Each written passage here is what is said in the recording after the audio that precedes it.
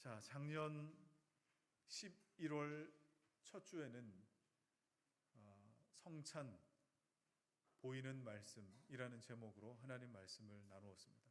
딱 1년이 지나고 작년 11월 3일이죠. 11월 3일에는 성찬에 대해서 나눴다면 오늘은 이 세례에 대해서 함께 살펴보려고 합니다. 자, 작년에 1년 전 말씀이라서 성찬에 대해 그렇게 머리에 많이 남지 않으실 것인데 제가 그래도 몇 가지 키워드를 드리면은 아마 생각이 나실 거예요. 여러분, 제가 성찬을 설명할 때 카톨릭의 성찬과 그리고 우리 개신교 성찬을 비교해 가면서 설명해 드렸던 적이 있습니다. 카톨릭의 성찬은 어떤 것이었습니까? 카톨릭의 성찬은 그야말로 예수님의 살과 피를 먹는 것이다. 실제로는 떡이요, 실제로는 포도주의 잔이지만 이것이 내 입에 들어오는 순간 주님의 살로 바뀐다. 이것이 내 목구멍으로 넘어가는 순간 주님의 피로 바뀐다라고 해서 화채설이라고 그렇게 불렀습니다.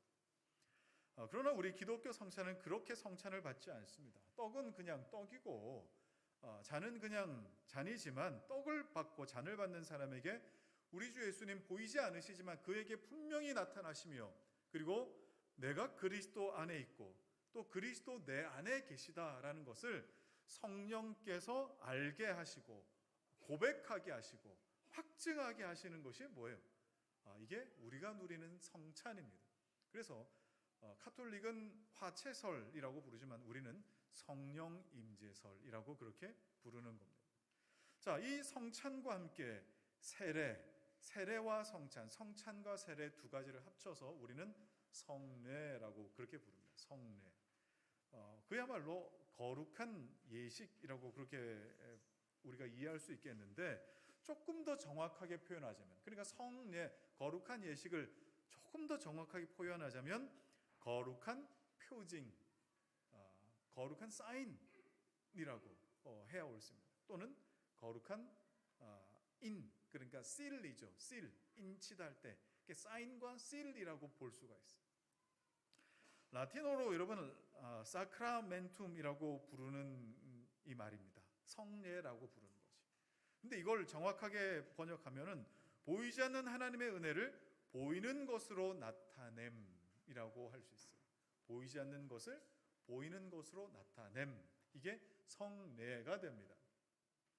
카톨릭에서는 이 성례가 7가지입니다. 뭐 줄줄이 여러분들에게 다 소개할 필요는 없을 것 같습니다. 뭐 여러분들이 흔히 영화에서나 볼 수 있는 고해도 여기에 7성례 중에 하나로 들어가고, 뭐 견진, 그다음에 사제가 될 때 받는 거, 그다음에 병자, 여러 가지가 있습니다. 7가지가 있는데 우리 개신교에서는 세례와 성찬 이 두 가지만 인정합니다. 왜 그럴까? 왜냐하면 예수님이 제정하신 성례가 이 두 가지밖에 없기 때문에, 예수님이 만드신 것이 두 가지뿐이기 때문에 이 두 가지만 우리는 성례로 인정합니다. 예수님께서 제자들 파송하실 때 제자들에게 이렇게 말씀하셨습니다. 아버지와 아들과 성령의 이름으로 세례를 주라고 말씀하셨죠. 그죠? 자, 그리고 유월절 만찬을 하시면서 이를 행하여 나를 기념하라, 이렇게도 말씀을 하셨어요. 자, 그러니까 예수님께서 공식적으로 우리에게 명령하시고 남기신 것은 성찬과 세례 이 두 가지밖에 없습니다. 모든 성례의 근거는 그 이하도 그 이상도, 그리스도 그 이하도 그 이상도 아닌 오직 우리 주 예수 그리스도에게만 근거를 두고 있다라는 겁니다. 로마 가톨릭 교회에서는요, 입교 후에 6개월 동안 예비 신자 교리 교육을 합니다. 그리고 세례를 베풉니다. 다른 건 몰라도 카톨릭에서 교리 교육하는 것만큼은 정말 잘하는 것 같아요.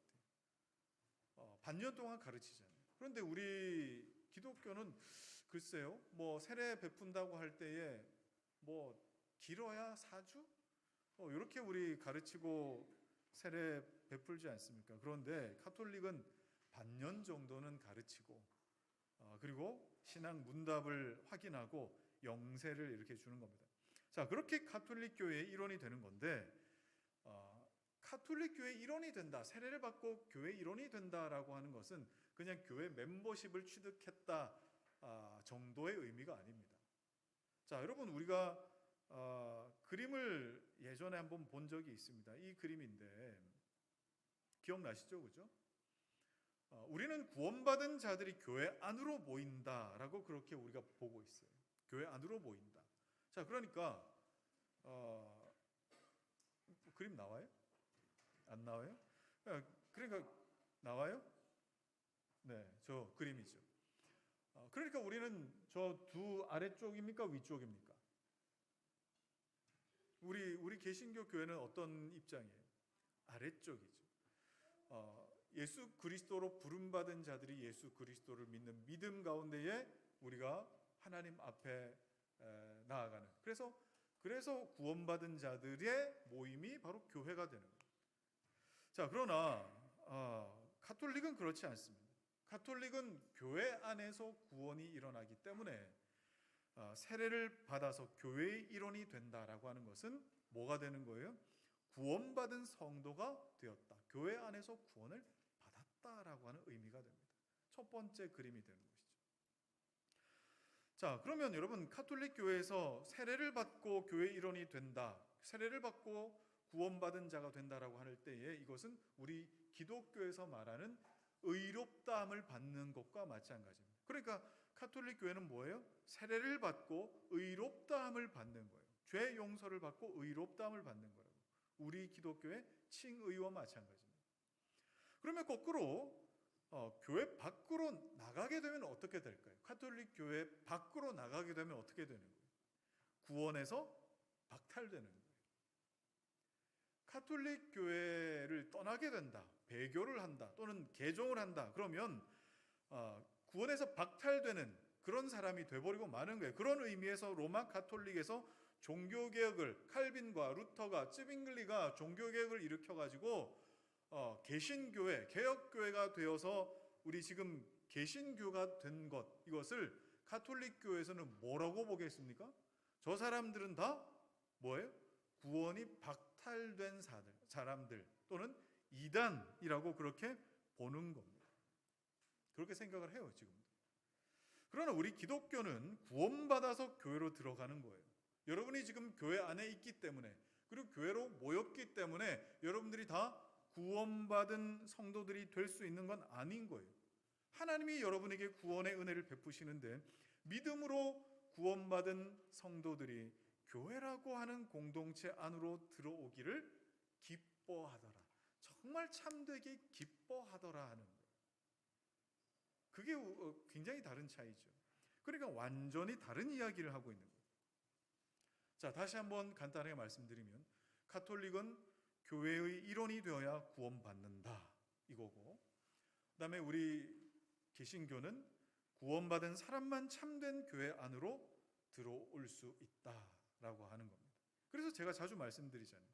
누구나 교회라고 하는 어떤 외적인 건물, 그리고 이 모임에 누구나 올 수 있지만 아무나 교회가 될 수는 없습니다. 제가 자주 말씀드리잖아요. 여러분이 누군가를 데리고 이 자리에 앉아 있을 수는 있습니다. 그러나 그렇다고 해서 그가 구원받은 사람이라고는 볼 수 없다 이 말이에요. 왜 그렇습니까? 구원받은 사람만 교회 되기를 기뻐하고, 구원받은 사람만 성도의 교제를 기뻐하고, 구원받은 사람만 서로의 죄를 용서하기를 가능해질 수 있고, 용서받는다라고 하는 것도 가능해지기 때문에 그렇습니다. 그래서 우리가 구원받았노라라고 이야기하면서 교회와 공동체를 거절한다, 이건 내가 사교성이 없다, 내성적이다, 여러분 그런 문제가 아니라 이건 신앙의 문제라고 제가 말씀드렸어요. 이건 신앙의 문제인 겁니다. 구원받은 성도라고 한다면 함께 신앙 고백하는 형제들과 머물러 있는 것을 기뻐합니다. 그리고 그들과 함께 교제하는 것이 기쁨일 수밖에 없습니다. 그들 가운데 있는 말씀과 신앙 고백을 발견하고 내 안에 있는 말씀과 신앙 고백을 서로 발견하고 확인해 가면서 기쁨을 나누는 겁니다. 이것이 우리가 신앙 고백할 때마다 거룩한 공교회와 성도의 교제와 그리고 죄를 서로 용서받는 것을 믿음으로 고백한다라고 하는 게 바로 이 의미가 되는 거잖아요. 그런데 참 안타깝게도 오늘날 기독교 신앙이 카톨릭의 구원론과 굉장히 닮아 있어요. 굉장히 안타까운 일이에요. 그게 어떤 뜻입니까? 내가 세례받았기 때문에 당연히 구원받는다. 나 세례받은 사람입니다. 정말 그럴까요? 그러면 여러분, 같은 맥락에서 나는 목사입니다. 도 마찬가지예요. 나는 집사입니다. 나는 권사입니다. 나는 장로입니다. 그렇기 때문에 나는 구원받은 사람입니다 라고 막연하게 생각하고 사는 것. 나는 어릴 때부터 모태신앙으로 태어났습니다. 나는 교회에서 열심히 봉사했던 사람입니다. 이런 걸 가지고 구원받았노라고 여기는 거예요. 졸더라도 예배당에 와서 졸면은 그래도 하나님께서 긍휼히 여기셔서 구원하게 하신다. 뭐 이런 생각. 여러분, 이건 전형적인 카톨릭적인 구원론이죠. 그러나 저는 여러분들에게 말씀드리고 싶어요. 그게 아니에요. 성경에서 하나의 밭에 알곡과 가라지가 함께 섞여 있다고 말씀했어요. 한 우리 안에 양과 염소가 함께 있다라고 했어요.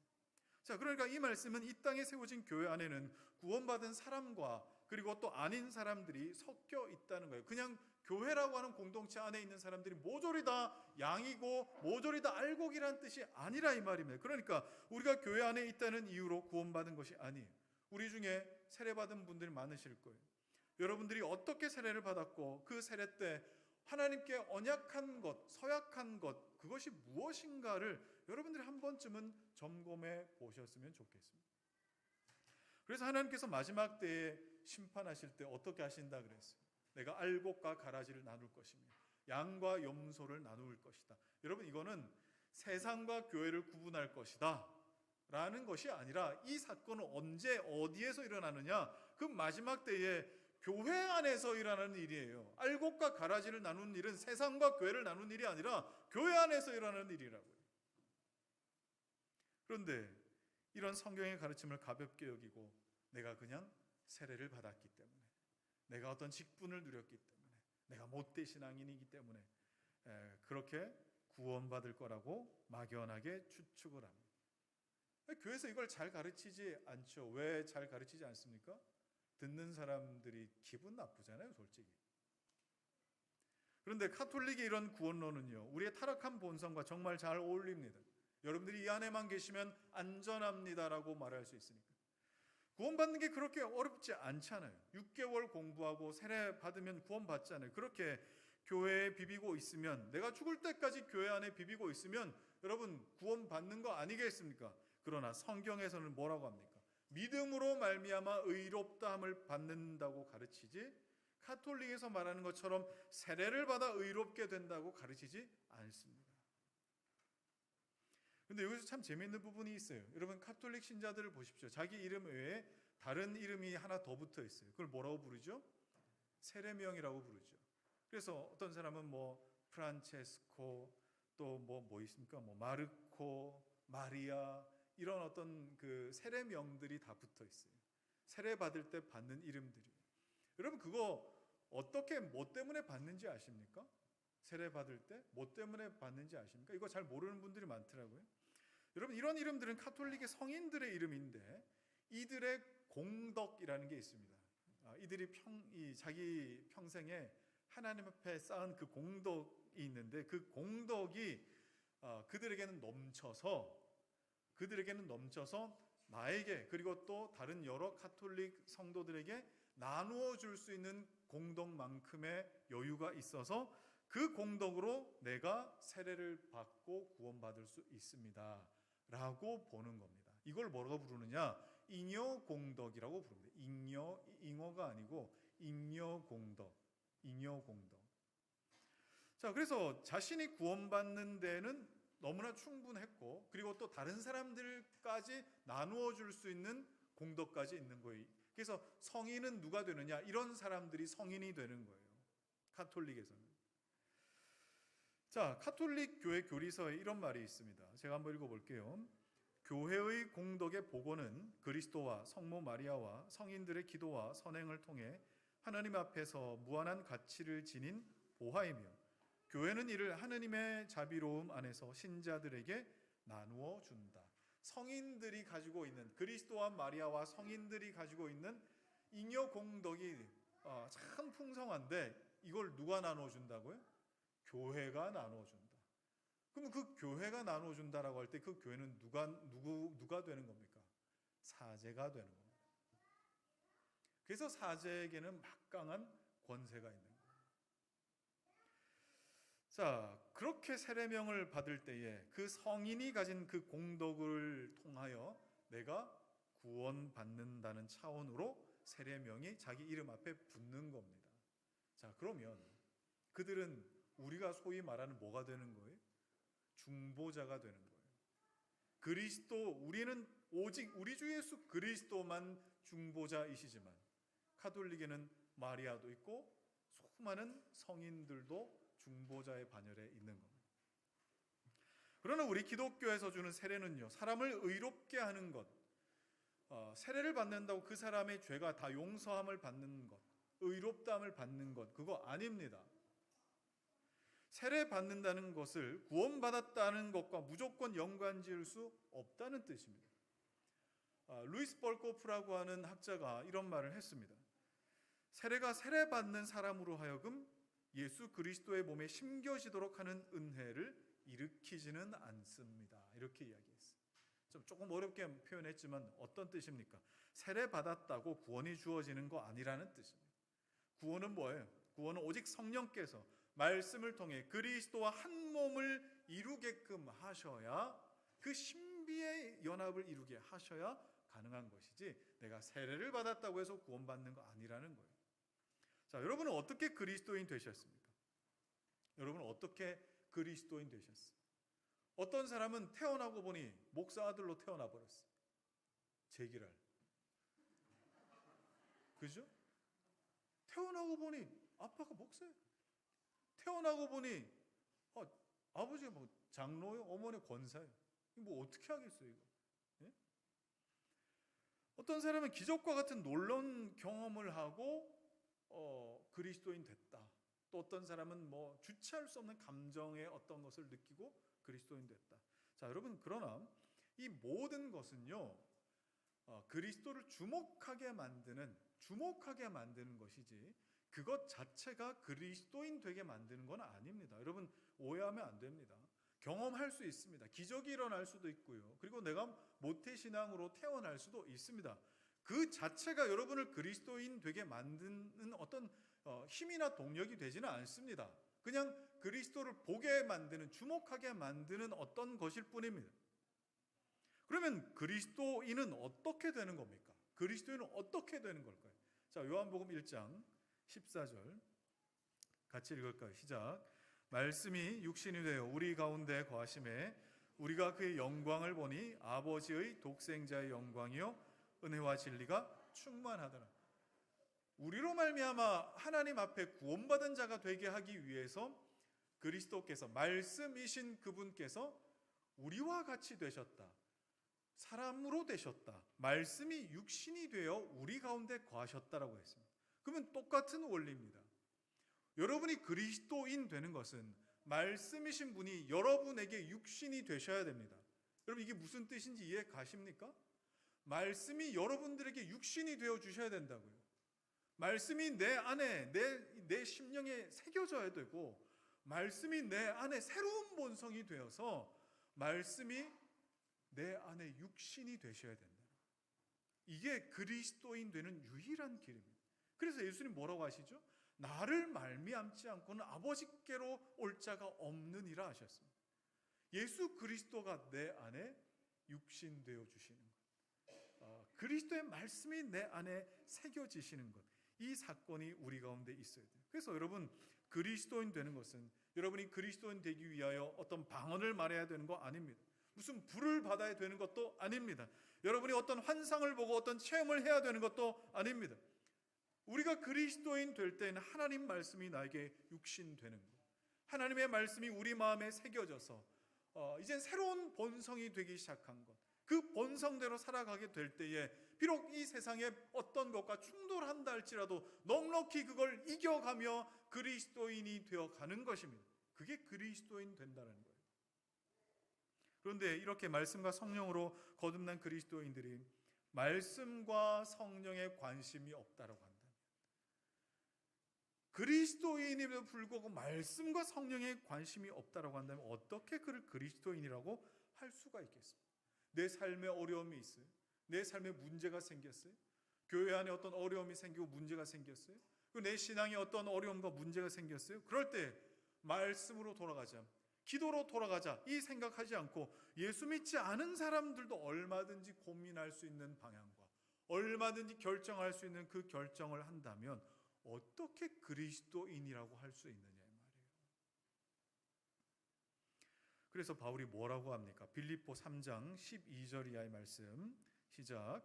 오직 내가 그리스도 예수께 잡힌 바 된 그것을 잡으려고 달려가노라. 말씀이 육신 되신 그리스도 예수께 내가 사로잡혀 버렸는데 나의 평생 그 말씀 되신 그리스도를 붙잡으려고 어떻게 해요? 달려간다. 그리스도 나를 붙잡으셨고 말씀이 나를 붙잡으셨고 또 나 역시 말씀을 붙드는 인생이 될 수밖에 없다. 이것이 그리스도의 신앙과 그리스도인의 신앙과 삶의 방향입니다. 자, 그러면 여러분 세례를 받는다는 것이 무엇을 의미하는가? 여러분 세례는 이 말씀 되신 예수 그리스도를 내가 받기를 원합니다. 그러니까 말씀이 육신되어 우리 가운데 거하시기를 원합니다 하는 그 마음을 가진 자들이 받는 겁니다. 말씀을 받기 원합니다. 그리고 또 말씀을 이미 받은 이 많은 무리들과 함께 한 공동체에 있기를 원합니다 라는 소망을 가질 때에 세례를 받는 겁니다. 더 간단히 말해볼까요?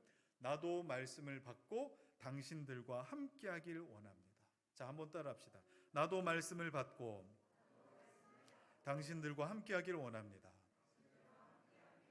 자, 이 고백을 하고 싶을 때, 이 고백이 나의 고백 될 때 뭐예요? 세례 받는다는 거예요. 그래서 성경은 이렇게 표현합니다. 사도행전 2장 41절입니다. 사도행전 2장 41절 시작. 그 말을 받은 사람들은 세례를 받음에 이날에 신도의 수가 3,000이나 더하더라. 세례를 받은 사람은 어떨 때 받았다고요? 베드로가 전한 그 말씀을 받을 때에 세례를 받았다. 세례 받은 사람들은 그 말씀 받은 사람들이었어요. 그런데 말씀을 받았다라고 하는 것은 여러분 오해하지 마셔야 됩니다.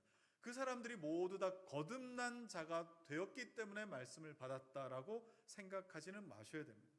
왜냐하면 빌립이 사마리아 성에 가서 전도할 때에 그 성에 복음을 받은 말씀을 들은 사람들이 굉장히 많은 사람들이 세례를 받았어요. 그런데 그 세례 받은 사람들 중에 누가 있었습니까? 마술사 시몬도 있었잖아요. 이 사람을 거듭난 사람이라고 볼 수 있습니까? 분명히 말씀을 받고 세례를 받았는데 잘못 알고 있었지 않습니까? 그러니까 말씀을 받았다라고 해서 그를 거듭난 사람이라고 단정 지을 수는 없다 이 말입니다. 자, 따라서 내가 예수 믿기 원하고 또 그 믿음 있기 원할 때에 그 사람에게 세례를 베푸는데 그 사람이 예수 그리스도를 다 알았다. 완전 구원에 대한 100%의 어떤 걸 가지고 있기 때문에 세례를 준다. 그렇지는 않습니다. 그래서 여러분 이건 구분하셔야 돼요. 내가 믿고 싶다 하는 것과 내가 믿고 싶기 때문에 세례를 받는다 하는 것과는 조금 다른 겁니다. 예를 들면 이런 겁니다. 나는 거짓말을 하지 않겠습니다. 자, 우리 예꾸마 친구들 중에 그런 거 해본 일이 있는지 모르겠어요. 우리 아들들이 클 때는 그런 거 해봤던 것 같아요. 나는 거짓말을 하지 않겠습니다. 그런데 거짓말을 하지 않겠습니다 라고 말하는 것과 너 여기다 써, 여기다 종이에다 써, 나는 거짓말 하지 않겠습니다. 그 밑에 뭐 하죠? 네 이름 써. 그래서 한예종 이렇게 딱 쓰는. 예전에 그랬다는 건 아니에요. 자, 세례는 바로 이런 겁니다. 이게 뭡니까? 각서죠, 각서. 내가 하지 않겠습니다. 내가 예수 믿기를 원합니다. 라는 것과 내가 예수 믿고 세례받기 원합니다. 하는 것은 일종의 각서를 쓰는 것과 마찬가지예요. 어떤 계약서에 사인을 하는 것과 마찬가지예요. 도장을 찍는 것과 마찬가지래요. 자, 그래서 세례받은 사람은 평생 이게 꼬리표처럼 따라다닙니다.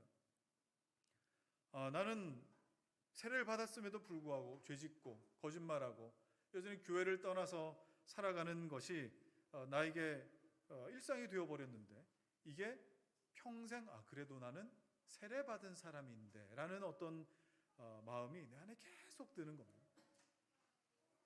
또 믿음이 연약해졌을 때 세례받은 것이 오히려 힘이 되기도 하고 그 믿음을 오히려 다시 회복시키는 도구가 되기도 하더라 이 말입니다. 자, 그러면 세례가 어떤 유익이 있는가 하는 것을 우리 성경에서 볼 텐데, 구약에서부터 좀 봤으면 좋겠지만 아쉽게도 구약에는 세례라는 것이 등장하지 않습니다. 구약은 신약부터 등장합니다. 그런데 엄연히 말하자면 이 교회사적으로, 아니 이 성경의 역사상 구약과 신약의 중간기, 말라기와 마태복음의 그 사이 어딘가쯤에서부터 세례는 등장하기 시작합니다. 근데 그 중간기에 세례가 어떤 의미로 등장하느냐? 이방인들이, 그러니까 유대인들이 아닌 이방인들이 내가 유대교에 입교하고 싶습니다. 그러니까 내가 개종해서 그동안 이방 종교를 믿고 있다가 개종해서 유대교 안으로 내가 들어오기를 원합니다라고 했을 때 세례를 베풀었다 이 말이에요. 세례를. 자, 그런데 신약으로 딱 들어오게 되면은 이 세례라고 하는 것이 언제 어디에서 가장 먼저 등장하느냐? 어디에서 등장하죠? 세례 요한에서부터 등장하죠. 요한이 광야에서 세례를 베풀기 시작하는데 회개하라 천국이 가까이 왔느니라 하면서 그들에게 이 세례를 베풀었어요. 그런데 유대인들이 세례를 받으라고 외치고 세례를 베푼 그 대상자들이 누구죠? 이방인들이에요, 유대인들이에요? 네? 잘 모르십니까? 이방인들이에요, 유대인들이에요? 유대인들이에요. 세례 요한이 세례를 베푼 자들은 유대인들이라고요. 그런데 그 당시에 세례라고 하는 것이 어떤 의미였다고요? 이방 종교에서 유대교 안으로 들어오기를 원할 때 개종의 차원에서 베풀었던 것이 세례였는데, 세례 요한이 유대인들을 향해서 세례 받으라고 그렇게 외치고 다녔다 이 말. 자, 그러면 여러분, 이 외침 자체가 유대인들에게 굉장히 충격적인 메시지였습니다. 아니, 우린 유대교를 믿는 유대인들인데 뭐 때문에 세례를 받으라 하는 걸까? 여러분, 뭐 때문에 세례를 받으라 한 것 같겠습니까? 분명 여호와 하나님을 경외하고 믿는 자들 유대인들임에도 불구하고 정말 하나님을 경외하고 참된 신앙으로 당신들은 개종이 필요할 만큼 올바로 돌아와야 한다는 것을 세례 요한이 외치고 다녔기 때문에 그래요.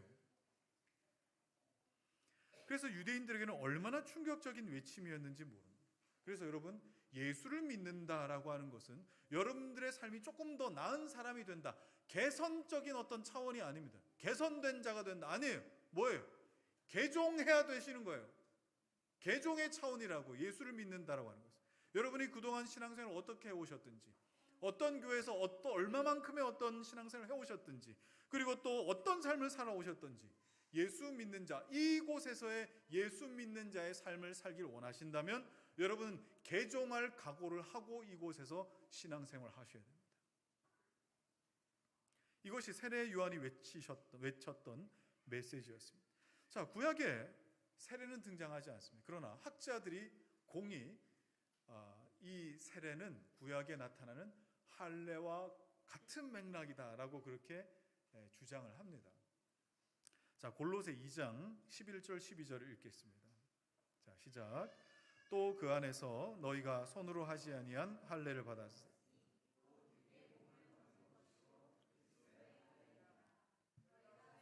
그리스도와 함께 장사되고 또 죽은 자들 가운데서 그를 일으키신 하나님의 역사를 믿음으로 말미암아 그 안에서 함께 일으키심을 받았느니.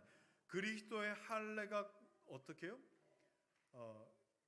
세례, 그리스도와 함께 장사되어 세례받은 것과 같다. 이렇게 바울이 설명하고 있는 겁니다. 그래, 과거에는 구약시대에 할례를 베풀었지만 이제 신약으로 넘어오게 될 때에 그 의미가 세례로 자리 잡은 것이 되겠죠. 자, 그러면 할례를 알아야 세례도 알 수 있다라는 그런 의미가 됩니다. 자, 할례는 남성의 성기 끝에 포피를 잘라내는 어떤 이 종교적 예식을 의미합니다. 자, 이게 언제 가장 먼저 등장했느냐? 아브라함 때였습니다. 자, 창세기 15장에 보면 하나님께서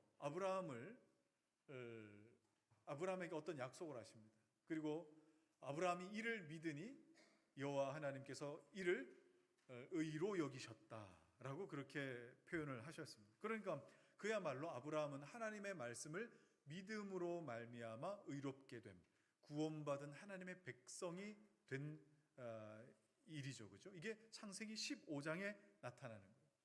그리고 한참 뒤에 창세기 17장, 그러니까 15장, 16장, 17장에 이르러서 하나님께서 아브라함에게 뭘 명하시느냐? 할례를 명하십니다. 할례. 그러니까 순서가 어떻게 됩니까? 15장에 믿음으로 말미암아 의롭게 됨을 얻고, 그리고 17장에 이르러서 할례를 명하신 거예요. 순서는 칭의, 믿음으로 말미암아 의롭게 된 이후에 할례. 자, 이 사실을 바울이 굉장히 잘 설명해 주고 있습니다. 로마서 4장 7절 이하의 말씀 읽겠습니다. 시작. 불법이 사함을 받고 죄가 가려짐을 받는 사람들은 복이 있고 주께서 그 죄를 인정하지 아니하실 사람은 복이 있도다 함과 같으니라. 그런즉 이 복이 할례자에게냐 혹은 무할례자에게도냐? 무릇 우리가 말하기를 아브라함에게는 그 믿음이 의로 여겨졌다 하노라. 그것이 어떻게 여겨졌느냐? 할례시냐 무할례시냐? 할례시가 아니요 무할례시니라. 그가 할례의 표를 받은 것은 무할례시에 믿음으로 된 의를 인친 것이니 이는 무할례자로서 믿는 모든 자의 조상이 되어 그들도 의로 여기심을 얻게 하려 하심이라. 또한 할례자의 조상이 되었나니 곧 할례 받을 자에게뿐 아니라 우리 조상 아브라함이 무할례시에 가졌던 믿음의 자취를 따르는 자들에게도 그러하니라. 정말 잘 설명을 해놨어요. 제가 앞서서 천주교의 세례는 기독교의 세례와 다르다. 천주교의 세례는 어떤 의미였다고요? 의롭다함을 받는 일로 가르쳤어요. 그럼 세례가 무엇과 같다고 했다고요? 할례. 세례가 할례와 같은 맥락이라고 했는데 세례를 받아야 구원받는다. 그러면 할례를 받아야 의롭다함을 받는다, 구원받는다 하는 것과 같은 의미가 되는 거 아니겠습니까? 분명 하나님 말씀에는 창세기에도 그렇고 그리고 바울도 그렇고 아브라함이 무할례시, 할례를 받기 전에 이미 믿음으로 의롭다함을 얻고 그리고 그 약속을 믿는 그것을 어떻게 해요? 할례로 말미암아 인친 것, 세례로, 신약으로 표현하자면 세례를 받음으로 사인한 것, 그 언약에 사인한 것으로 표현하고 있는데 천주교의 세례는 그렇지 않습니다. 세례를 받을 때, 할례를 받을 때 구원받는다라고 표현하는 거예요. 자, 그러면 하나님과 아브라함 사이에 무슨 계약이 있었을까? 어떤 계약이 있었을 거 아닙니까? 창세기 15장 4절부터 6절입니다. 시작. 여호와의 말씀이 그에게 임하여 이르시되 그 사람이 내 상속자가 아니라 내 몸에서 날 자가 내 상속자가 되리라 하시고 그를 이끌고 밖으로 나가 이르시되 하늘을 우러러 뭇 별을 셀 수 있나 보라. 또 그에게 이르시되 내 자손이 이와 같으리라. 아브라함이 여호와를 믿으니 여호와께서 이를 그의 의로 여기시고. 자, 그림을 보시면 순서는 이렇습니다. 하나님께서 아브라함에게 아들을 허락하시고 큰 민족을 이루게 될 것이다. 그리고 그 백성들은 내 백성이 될 것이고 나는 너희의 하나님 될 것이다 라고 할 때에 아브라함이 이것을 믿음으로 받았어요. 말씀이 내 안에 들어와서 믿음으로 받았다고요. 자, 그러자 그 이후에 참 특별한 이벤트를 하나님이 요구하십니다. 여러 마리의 짐승들을 쪼개어서 반으로 나누고 그것을 이렇게 길을 만들어라 그랬어요. 짐승들이 쪼개진 사이에 길이 이렇게 생겼고 아브라함이 깊은 잠에 빠졌습니다. 아브라함이 깊은 잠에 빠질 때에 횃불이 그 쪼갠 짐승 사이로 지나면서 언약이 이제 체결되는 그 장면을 창세기 15장에서 보여주시는데 아브라함이 이 상황에 깊이 잠들었다 라고 표현이 되어 있는데, 이 깊이 잠들었다는 표현이 성경에 또 나옵니다. 언제 나온지 아세요? 아담이 갈비뼈에서 이 여자 하와가 아담으로부터 만들어질 때 아담을 깊이 잠재우시죠. 자, 그때 표현한 깊이 잠들었다는 이 표현이 아담 때와 아브라함 때가 똑같습니다. 자, 그렇다면 어떤 공통점이 있어요? 어떤 공통점이? 깊이 잠들었다는 그 의미에 어떤 공통점이 있어요? 인류가 시작할 때 하나님이 깊이 잠재우셨어요. 새 인류가 시작할 때, 그리고 또 믿음의 백성들이 시작하는 믿음의 조상이잖아요. 믿음의 조상으로 믿음의 백성이 시작될 때 아브라함을 깊이 잠재우셨어요. 그리고 우리 주 예수 그리스도께서 십자가에서 마치 깊이 잠드신 것, 아니 돌아가셨죠. 그럴 때에 어때요? 그 안에서 새 인류, 믿음의 백성들인 우리가, 교회가 다시 시작되는 거예요. 자, 그러면 아브라함에게 하셨던 이 약속, 할례는요, 이렇게 새 백성 만들 것이다, 새 인류가 시작될 것이다, 믿음의 공동체가 시작될 것이다 라고 할 때에 이 약속의 할례는 어떤 의미가 됩니까? 사인을 딱 하는 거죠. 멋있게 사인을 하는. 자, 그런데 이 할례는 아브라함에게만 요구된 게 아니에요. 아브라함의 가족들 중에 남자들은 모두 다 할례를 받아라. 심지어 네 가정 안에 있는 누구도요? 종들도 할례 받아라. 또 심지어 누구도요? 난지 8일째 되는 아이들 이상은 다 할례를 받아라. 그러니까 지금 난지 8일이면요, 우리 교회 지금 있지도 않아요. 지금 최연소가 누구예요? 네? 호비. 이제 곧 이제 그 텐이도 이제 태어나요. 난지 8일 되면은 할례를 해버려야 되는 거예요. 너무 잔인한 거 아닙니까? 자, 여러분, 여기에 여러분 유아 세례의 기원이 있습니다. 그런데 아브라함을 제외한 모든 사람들에게 하나님께서 너 이 약속을 믿니? 종들에게도 너 이 약속을 믿니? 난지 8일 되는 아이에게도 너 이 약속을 믿니? 일일이 다 확인해 가면서 할례를 하신 것이, 할례를 시킨 게 아니에요. 누구 때문에 할례 받은 거예요? 아브라함 한 사람 때문이에요. 아브라함 때문에 그 집안의 모든 남자들이 할례를 받게 되는 거예요. 유아 세례도 마찬가지예요. 아직 말도 제대로 하지 못하는, 내가 신앙 고백할 수도 없는 어린 아이임에도 불구하고 세례를 주는 것은 먼저 부모가 하나님의 언약 안에 있고, 그리고 그 언약의 공동체 안에 머물러 있고, 또 자녀에게 이 신앙을 가르쳐 전수할 책임이 있다라고 하는 그 의미. 그러니까 뭐가 중요한 겁니까? 하나님의 약속 안에 있다라는 것이 중요해요. 하나님의 약속 안에 있다. 그런 의미에서 아이에게 할례를 하는 거예요. 이것이 세례이고 이것이 할례의 개념이에요. 그런데 만약 할례를 받지 않는다, 구약에서 할례를 받지 않는다, 그러면 어떻게 됐습니까? 하나님의 언약이 있는데 그 언약에 마치 서명하지 않음처럼 되어서 너는 내 백성 될 것이다, 그리고 나는 너의 하나님 될 것이다 라고 하는 것에서 탈락되어 버리고 마는 겁니다. 그래서 이런 마음으로 자녀들에게 유아 세례를 베풀어야 되는 거예요. 그래서 유아 세례를 주고 나서 부모들은 자녀에게 신앙을 잘 전수할 수 있도록 최선을 다해 옳습니다. 그런 의미에서 목사는 세례를 베푼 자, 또는 유아 세례, 우리 아이들의 신앙도 마찬가지로 세례를 베푼 자를 세례 교인으로 받은 이후에 목사뿐만 아니라 세례 교인으로 받은 공동체가 그 아이를, 그리고 그 형제 자매를 최선을 다해 하나님 앞에 우리가 맺은 언약이 무엇입니다 하는 것을 알게 해주고 양육하고 가르치는 것에 힘써야 되겠죠. 그때부터 뭐 하는 거예요? 해산의 수고를 해가는 거예요. 그 사람이 정말 하나님의 약속을 잘 알아가는 사람이 되도록 그때부터 해산의 수고를 하는 거예요. 그런데 오늘날 세례 주고 이제 관심 끊어버리는 사람들이 얼마나 많습니까? 세례 받았다 이거예요. 이제 끝났다 이겁니다. 세례 받았으니까. 자, 이건 마치 뭐처럼 여기는 거예요? 카톨릭의 세례처럼 여기는 거예요. 이제 천국 가니까, 천국의 인침을 받았으니까, 구원받은 사람이니까 이후로는 이제는 신경 끄고 살아도 된다는 거예요. 오늘날 기독교에서 이런 일을 행하고 있잖아요. 유아세례 주고 나서 아이들에 대한 신앙에 대해 끊임없이 묻고 점검하고 아이들을 올바른 대로 인도해야 됨에도 불구하고 유아세례 받았으니까 이런 아이 때 죽어도 이제 천국 가겠고, 이런 막연한 어떤 마음을 가지고 아이들 신앙 교육에 전념하지 않는 일들이 얼마나 많습니다. 그때부터 시작이에요.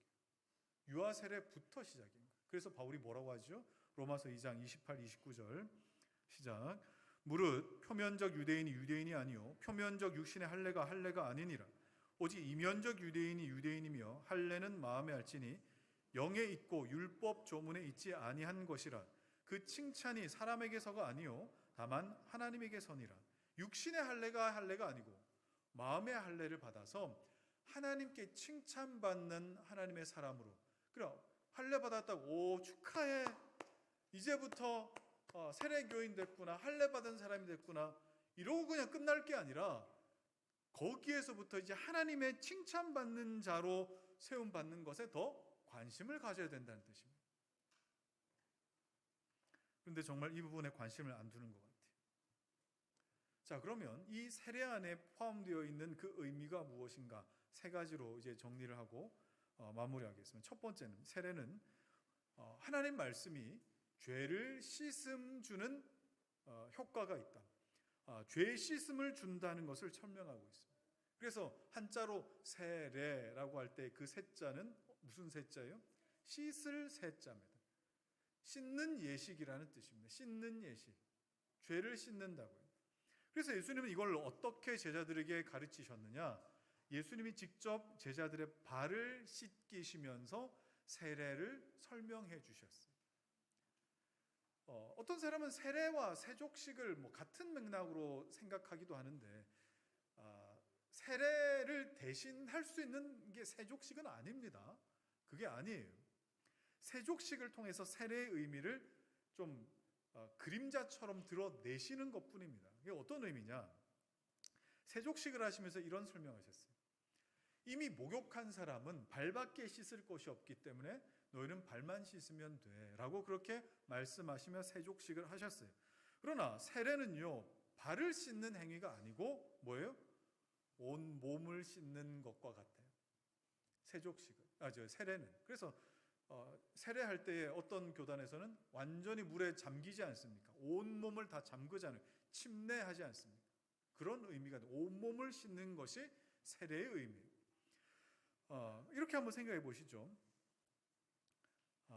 머리도 안 감고 손도 안 씻고, 그리고 또 제대로 씻지도 않아서 그냥 온몸에 때가 덕지덕지 껴있고 머리는 떡져 있고 또 냄새가 나고 이런 사람이 있다고 한번 생각해 봅시다. 그러면 그 사람이 어디 밖에 나갔다 들어왔는데, 아이고 내가 발이 너무 지저분하네, 발을 씻어야겠다.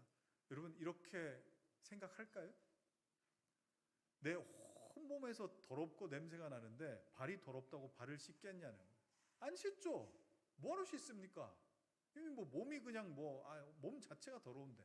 전혀 그렇지 않을 겁니다. 그런데 온몸이 깨끗한 자는 어때요? 밖에 들어왔는데 다른 데는 다 깨끗한데 발만 더러워.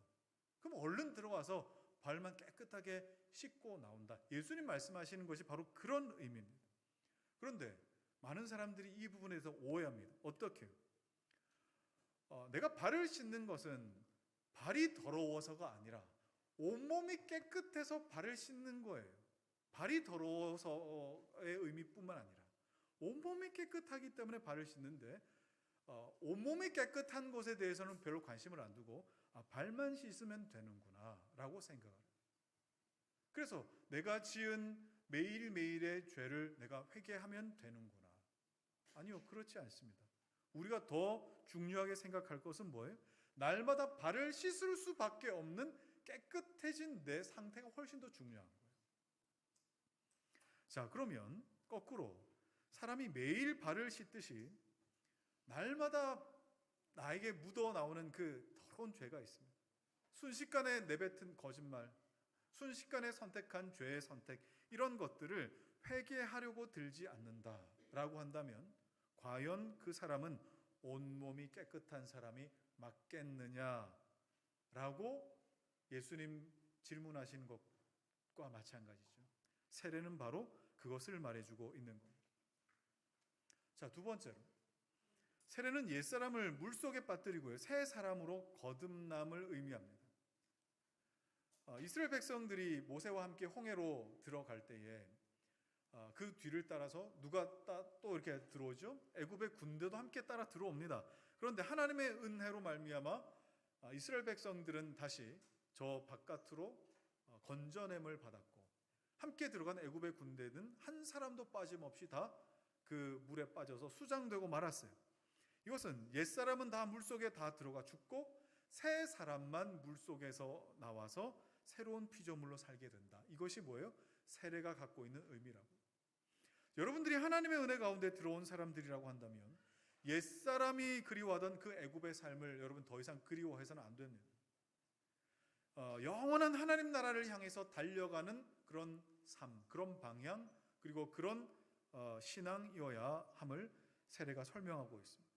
자, 그럴 때에 비록 우리가 살아가고 있는 이 세상은 광야 같아서 광야의 두 발을 딛고 산다고 하지만 하나님의 영원한 선성을 향하여 가는 그 발걸음 가운데 하나님은 그냥 우리를 광야에 두지 않으시고 항상 먹이시죠. 뭘 먹이셨어요? 만나를 먹이셨잖아요. 만나를. 물속을 통과한 사람들은 그 광야 같은 삶 가운데서 하나님이 먹이시는 만나를 먹고 살았어요. 그 만나는 무엇을 의미합니까? 곧 하나님의 말씀이셨습니다. 자, 하나님의 입에서 나오는 그 말씀을 기억하게 만드는 것, 그게 뭐예요? 오늘날의 성찬인 거예요. 성찬. 그러니까 이 성찬은 누구만 받을 수 있어요? 세례 받은 자만 받을 수 있는 거예요. 그래서 성찬과 세례는 한 세트가 되는 거예요. 자, 세 번째로 세례는 그리스도와 한 몸으로 연합됨을 설명하고 있습니다. 고린도전 12장 13절 말씀 읽겠습니다. 시작. 우리가 유대인이나 헬라인이나 종이나 자유인이나 다 한 성령으로 세례를 받아 한 몸이 되었고 또 다 한 성령을 마시게 하셨느니라. 자, 오늘 본문 말씀인데 세례라고 하는 것은 단순히 지옥 갈 사람이 천국 갈 사람으로 바뀌었다 이런 걸 의미하는 게 아닙니다. 세례를 받고 예수님 믿고 싶다, 당신들과 함께 이 교회의 일원이고 싶다라고 고백하는 이 고백은요, 이 땅에서의 나의 삶의 의미가 근본적으로 바뀌고 싶습니다라고 고백하는 것과 마찬가지예요. 근본적으로 바뀌고 싶습니다. 여러분, 우리는 누가 가르쳐주지 않아도 이기적인 사람들입니다. 누가 가르쳐주지 않아도. 우리 아이들도 뭐 특별히 가르쳐주지 않아도 이기적인 어떤 성품이 있습니다. 그럼 뭐 때문에 그래요? 첫사람 아담의 타락한 본성을 우리가 물려받았기 때문에 그렇습니다. 그런데 그리스도의 영이신 성령으로 다시 태어난 사람들은요, 그리스도의 삶에 동참하고 싶어지고 또 하나님의 형상에 참여하고 싶어집니다. 그런데 이것이 나뿐만 아니라 함께 그 성령 안에 동참한 모든 사람들, 교회 안에 있는 사람들에게 일어나는 사건이기 때문에 형제 자매들이 싫든 좋든 내 영이 내 교회 안에 있는 지체를 뭐처럼 인식해요? 한 몸처럼 인식해요. 그러니 아프면은 같이 아프고요, 기쁘면은 함께 기쁘고요, 슬프면 함께 슬퍼요. 이거는 누가 가르쳐서 그렇게 되는 것이 아니라 새 본성 그리고 성령 안에 함께 되었기 때문에 그렇습니다. 이런 한 몸에서 여러분, 목사는 어디쯤 해당됩니까? 목사는 잘 모르겠습니다. 저도 손일 수도 있고 발일 수도 있습니다. 우리 다음 세대 아이들, 예꾸마 아이들과 저는 그리스도의 몸인 교회 안에서 동일한 지체입니다. 높고 낮음이 없고 동일한 지체입니다. 뭐가 다를 뿐이에요? 기능이 다를 뿐이에요. 저는 여러분의 머리가 될 수 없습니다. 절대로 머리가 될 수 없어요. 그래서도 안 됩니다. 저는 그리스도께서 교회의 머리가 되시도록 그를 가리키는 역할만 하는 것뿐이지 머리가 될 수가 없습니다. 목사의 리더십이 머리가 된다 그러면 손이 머리에 붙는다 하는 것과 똑같은 원리가 되기 때문에 그래요. 우리가 서로 생각도 역할도 기능도 다르겠지만 예수 그리스도의 그 머리에 의해서 움직이는 것처럼 교회도 마찬가지여야 된다. 이것이 한 성령으로 세례를 받아 한 몸을 이룬 우리들이라 이 말. 자, 이제 말씀 정리하겠습니다. 자, 오늘 세례에 대해서 살폈습니다. 뭐 여러 가지 말씀을 나눴기 때문에 좀 복잡할 수 있겠지만 우리 마지막에 나눈 이 세 가지 내용들은 꼭 기억하셔야 됩니다. 첫 번째 뭐였어요? 세례는 신자가 성령으로 죄 씻음, 성령 말씀과 성령으로 죄 씻음 받는 것을 의미합니다.